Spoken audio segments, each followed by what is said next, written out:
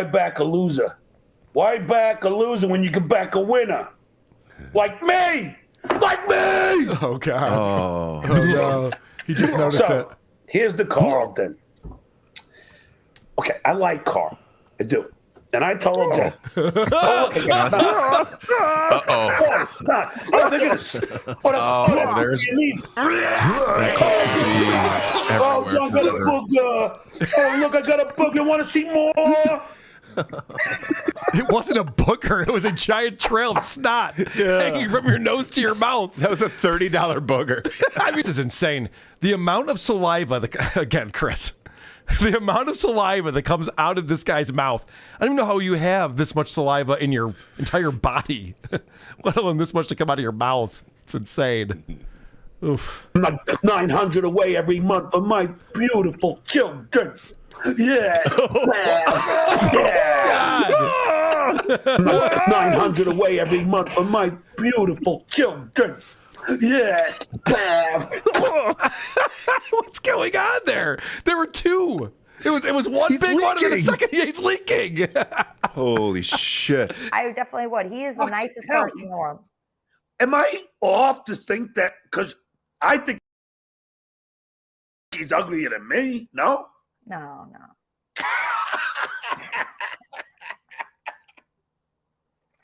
No, he's better looking. Real? You have, oh my God. And nicer. Nicer, better looking. Who's nicer than me? You want me to keep going?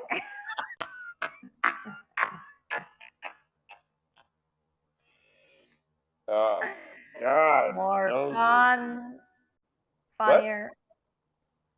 funnier, more good looking, more fun. What's that? Nicer. You hear me, Cubia? The Stuttering John we have today isn't even the Stuttering John we had 3 years ago. John used to work on The Tonight Show with Jay Leno.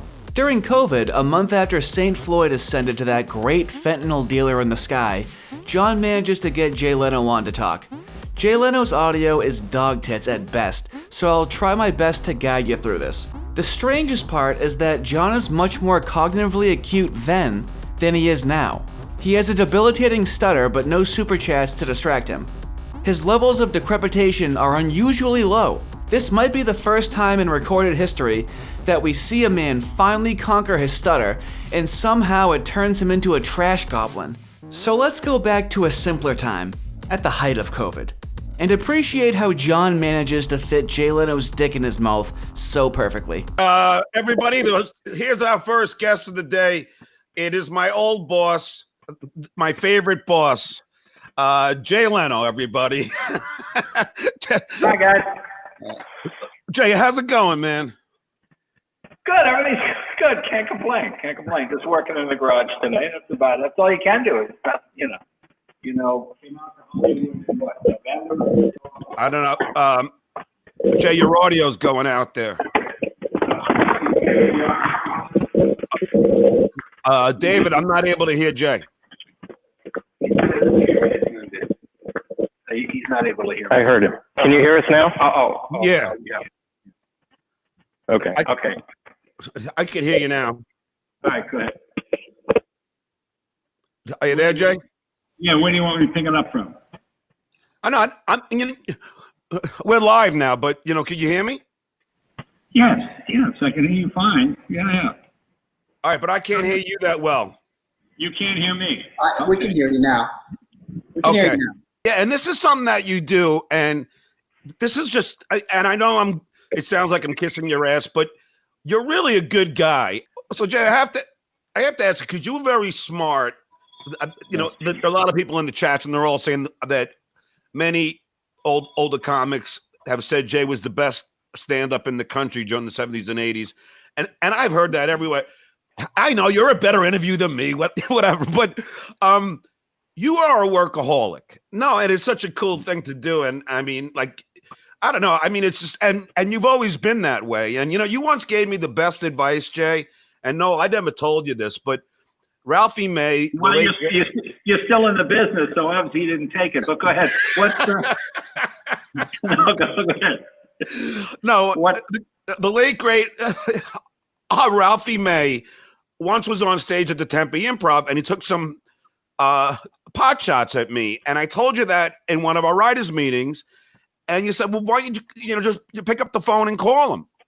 And I go, really? And you go, yeah. I mean, are you friends with him? I go, yeah. Well, just call him. And I did. And when I talked to him, he was like, oh, John, I was just kind of riffing. I'm so sorry. I love you. It'll never happen again. And it quelled the whole thing. And I'll never forget that great piece of advice. Oh, wow, dude. Did a comedian make fun of you? And then you ran and told Jay Leno, and then Jay Leno was like, I don't know, call the guy. And then you called the guy, and then he was like, yeah, it was a joke. And you were like, oh, wow, what a good idea. That classic story of Stuttering John getting made fun of by a comedian. The comedian doing the comedian's job. And Stuttering John getting offended. There's a long history of Stuttering John getting offended when people goof on him. It's built into his DNA. Yeah. All right. You always were down the middle. If it came like where we had 10 jokes goofing on the Democrats, then you would say, well, then we got to have the same amount of jokes goofing on the Republicans, because you always didn't want to alienate one whole group. That was like a very smart move. And I mean, and well, but it's one you get ridiculed for now because it's so one-sided. I mean, I am not a Trump fan at all, not in the least. But I mean, the things he does are so egregious at this point. I don't blame the host, but it essentially, people are saying, "Oh, I bet you wish you were on TV now with Trump." No, it's actually worse with Trump because, comedy used to be about taking something conservative and making it over the top funny. Like the idea that that's like the president banging strippers. Well, now the president is banging strippers. Okay, so it really is so sad and frustrating how so many people I've liked were overtaken by Trump derangement syndrome, where people have to imply he's so bad. Saying he is banging strippers. The president's banging strippers. And it's like, why don't you just say what he actually really did? Instead of having, you discredit yourself by having to, mislead and mischaracterize Trump. It's not that it's difficult to make fun of Trump. It's that it's difficult for the left to make fun of Trump because they can't meme, be funny, be honest. They don't do comedy very well. So, once Trump is president, then it's the left's turn to start making fun of the president. They're not going to make fun of Obama that much. CNN has record-breaking ratings, and then once he's not president, their ratings just tank. Because all they did was Orange Man bad. There was probably a lot you could have done. There was probably a lot of jokes you could have made if you weren't in the political camp that doesn't allow any free thinking or adventure with speech to say something risky or out of pocket or, politically incorrect. There's nothing funnier than trying to make fun of Trump in a politically correct way, which is apparently making fun of the color of his skin and how his hands are small and how he's fat. Where do you go with that joke? Where do you take it at this point? Well, I remember being on the show. Well, first of all, being on the Tonight Show, I'm sure you understand, for me was the greatest experience. Like the first time I was a guest, I got to make for me, of course, a living hell. But yeah, well, go ahead, yeah. But I actually got to make you laugh, and it made my day. Many times made me laugh. And then speaking of Barack, when you were the White House Correspondents comic, you played a drop-in of mine, and I actually made Obama laugh, and I was like, "Oh my God, I could, I could die now." You know what I mean? Well, there you go. Yeah. But I know you remember gotta the go. day I yelled at. Remember the day I yelled at you when Michelle was on? Yeah, tell Noel that story. Michelle Obama's on the show, and he's in the hall yelling the F word or something. And I go, "Hey, John," I said, "the first lady is here, okay?" He goes, "Oh, I'm sure she's never heard that before." The world has been so nerfed for Stuttering John that when the first lady, Michelle Obama, is in studio, Stuttering John apparently usually walks up and down the halls just swearing. And Jay Leno hears him swearing and he's like, "Hey, John, the first lady's here. Can you not yell swears up and down the hall?" And Stuttering John's response is, "Oh, I'm sure she hasn't heard any swears before." Instead of Stuttering John saying, "Oh, yeah, that's a good point. When you're at work, if you have a customer service job and you swear in front of a customer or something, you swear on the floor, and someone's like, 'Hey, you just swore on the floor,' and you go, 'Oh, yeah, I'm sorry.' Imagine if you said, I'm sure the customer hasn't heard swears before. Now imagine it's Michelle Obama, and he got away with that. He got away with saying to Jay Leno, oh, I'm sure she hasn't heard swears before. That's how easy this guy's life has been. No, Michelle Obama's on the show, and he's in the hall yelling the F word at something. And I go, hey, John. I said, the first lady is here, okay? He goes, oh, I'm sure she's never heard that before. Well, it's not the point. She's never heard it before. Like, what, you're going to be shy? No, but you're in the hall yelling the F word when the first lady of the United States is there, right? Cut it out. Yeah.